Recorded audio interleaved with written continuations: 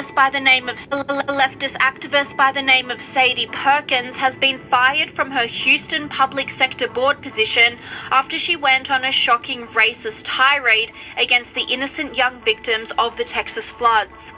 The former member of Houston's Food Insecurity Board and small business owner has been blasted on social media after she went on a bizarre rant about the Camp Mystic summer camp, beginning her tirade with, "I know I'm going to be cancelled with this, but..." I know I'm probably going to get canceled for this, but Camp Mystic is a whites-only girls' Christian camp. They don't even have a token Asian. They don't have a token black person. It is a all white only conservative Christian camp. If you ain't white, you ain't right. You ain't getting in. You ain't going. Period. And all these white people, the parents of these little girls, would be saying things like they need to be deported. They shouldn't have been here in the first place, and yada yada yada. So before y'all come at me, before y'all start leaving hate comments on my page about, oh, these are just kids and they don't know no better, the parents of these children who are choosing, and it is a choice in 2025, it is definitely a freaking choice to go into East goddamn Texas and to make a all-white enclave. And in another shocking twist, after she was exposed, instead of apologising, she doubled down on her abuse with this unthinkable comment, saying, "Consequences for what? Maybe it was God's will to wash them away." And again, Perkins still hasn't got the message that what she said is completely reprehensible. Her latest video proves she has no remorse, even laughing at the situation. Okay.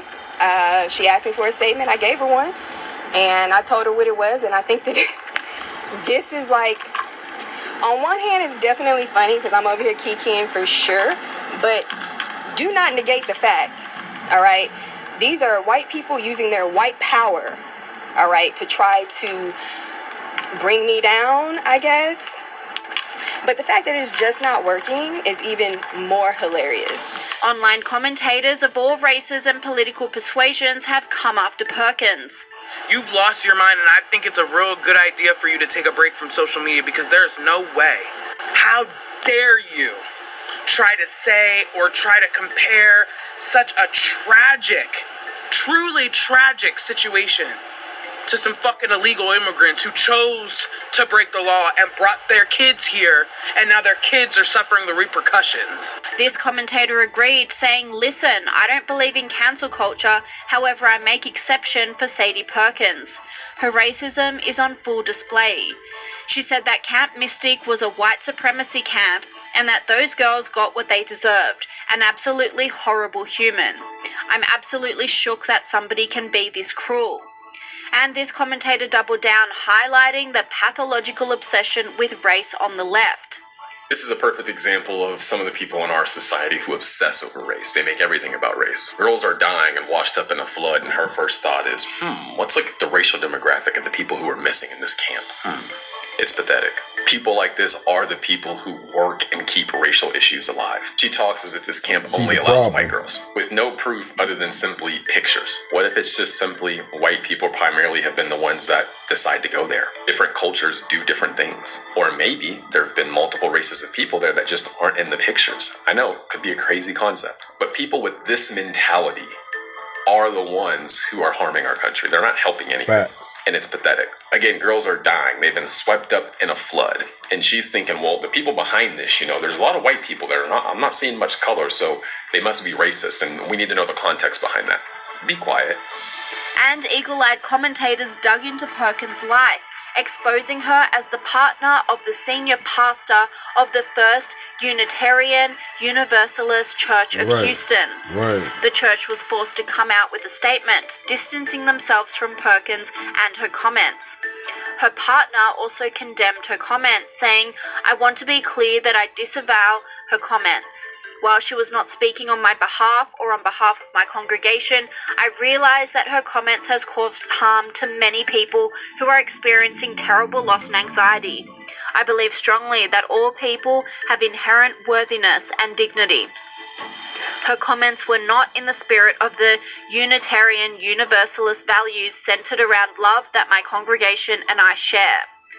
Unbelievably, Perkins was not the only person to spread hateful rhetoric about the victims of the Texas floods. Pediatrician Dr. Christina Probst was placed on administrative leave following her social media post saying, "May all visitors, children, non-MAGA voters be safe and dry. Kerr County voted to gut FEMA. They deny climate change. May they get what they voted for. Bless their hearts." Online commentators blasted Some this evil woman as well, motherfuckers with out this here, person man. saying she is heartless to wish bad for children because their parents may have supported Trump. "I'm very happy that she was fired from her job. She should be ashamed." And it seems Dr. Props was only regurgitating leftist talking points from officials like Chuck Schumer, blaming Trump for the Texas floods. Yeah, that's crazy. So yesterday I asked for an investigation into what role, if any, the administration's staff cuts to local National Weather Service stations played in preparedness and response to the Texas tragedy. Megyn Kelly unleashed on the baseless claims. Some in the media, absolute ghouls all over the internet, trying to blame the president and Doge for the tragedy, claiming cuts by Doge to the National Weather Service are to blame, that they left the agency unprepared. There's a long list of disgusting political ghouls who are doing this. They're insane. These are insane Imbeciles. people. Yeah, facts. They're literally saying that these people deserved it. That's that crazy. these sweet little 8-year-old girls, that the 11 and 13-year-old girls with their arms around each other, that they deserved it. It's sad, man. Because it's a Republican state and they must have voted for Trump and Elon, so suck it. It's Wow. absolutely disgusting. Now, with her ignorant ass talking all this racist shit, I told y'all, our peoples are sick, y'all. Sick. The lunatic left, especially these females, y'all. That's why a lot of these black females are being canceled, man. Don't nobody want nothing to do with them, y'all. They're very ignorant. You know what I mean? Very ignorant. And sassy. You understand me? But at the same goddamn time, she talking this racist shit. But she married to a white man. Make it make sense, y'all. All these people that come out here hooting and hollering this racist shit are married to white folk. Now let's get into what her partner said. Boyfriend, husband. Let's see what he got to say about what she talking about. Your burger. I'm like, is she one of them type Negroes? Then I seen her boyfriend. Her boyfriend made a statement to condemn what he said. Then I'm like, oh, that's where all this fire is coming from. Look at her boyfriend. This guy is Reverend Dr. Colin Boson. That's her bae. That's a snowman. This guy, Dr. Colin Boson, is the senior minister of the First Unitarian Universalist Church of Houston. Yeah, one of them Skittles churches, people. Yeah, one of them type places. One of them, everybody's welcome. Skittles is welcome. Chop your balls off and come in here, you're welcome. Weirdo type places. He's the pastor. He looks like one of them type of people. LGBT moot. So the white boyfriend immediately dropped her in the media. He immediately dropped his black girlfriend right here, Sade Perkins, in the media. I'm reading. This is what he said. This is what her white man said. My partner, Sade Perkins, has made comments on social media regarding the horrific flooding that devastated Camp Mystic. I want to be clear that I disavow her comments. While she was not speaking on my behalf or on behalf of my congregation, I recognize that her comments have caused harm to many who are experiencing terrible loss and anxiety. I believe strongly that all people have inherent worthiness and dignity. Her comments were not in the spirit of the Unitarian Universalist values centered around love that my congregation and I share.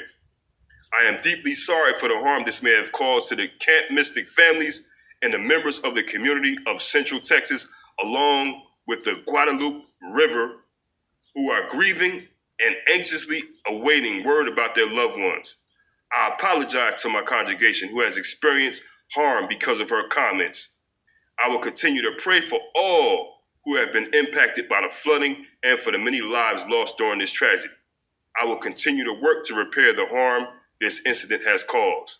Reverend Dr. Colin Boson, Senior Minister, First Unitarian Universalist Church of Houston. That's her snowman.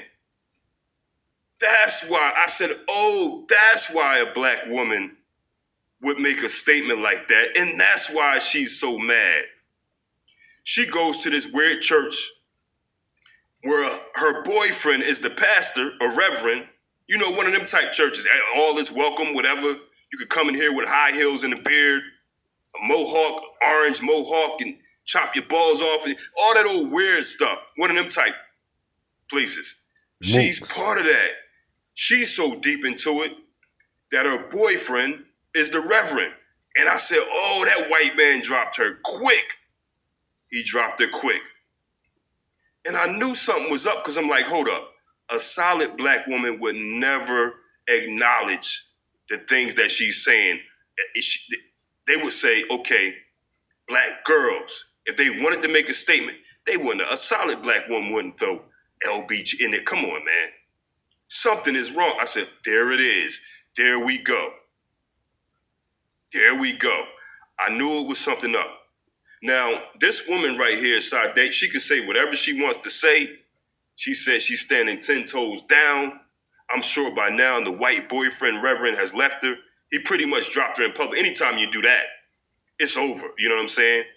He ain't beat. He probably said, boom, you're out of here. You know what I'm saying? He can't be seen with her in Texas. Okay? All right. I was like, wow.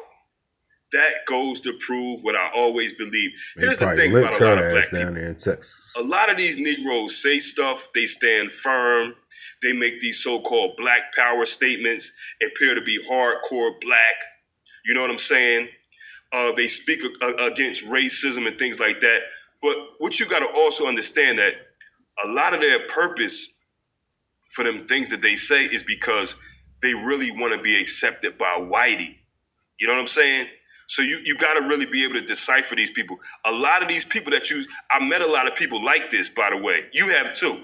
Right from your neighbor, regular black people. They keep talking all this, white man this, white man and whitey this. Like, a lot of these people are just mad because they can't get with a white girl. A white man didn't give them attention. They want to be around white people. They want to be accepted. But they don't care about racism and white supremacy. It's usually always just about them.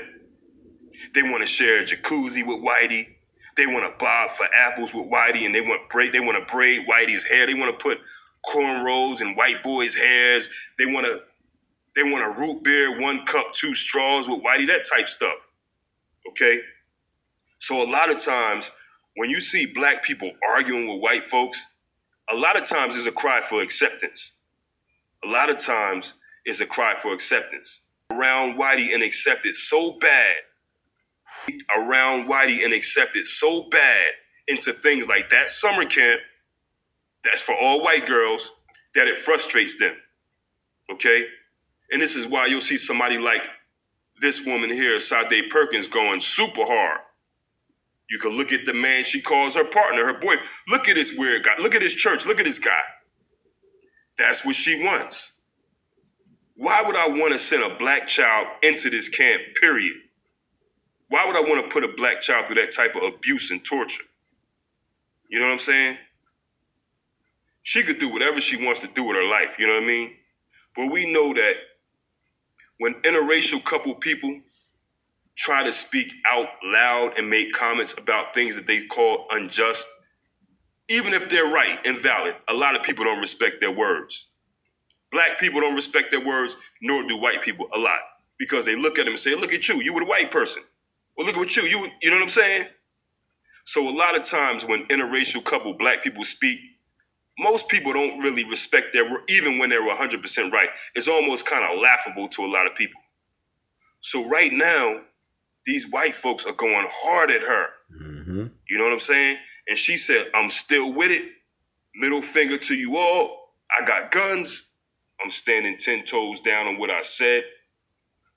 But these people, y'all need to go easy on her, man. White folks, come on. Be her friend. You know what I'm saying? accept her relationships with the white reverend.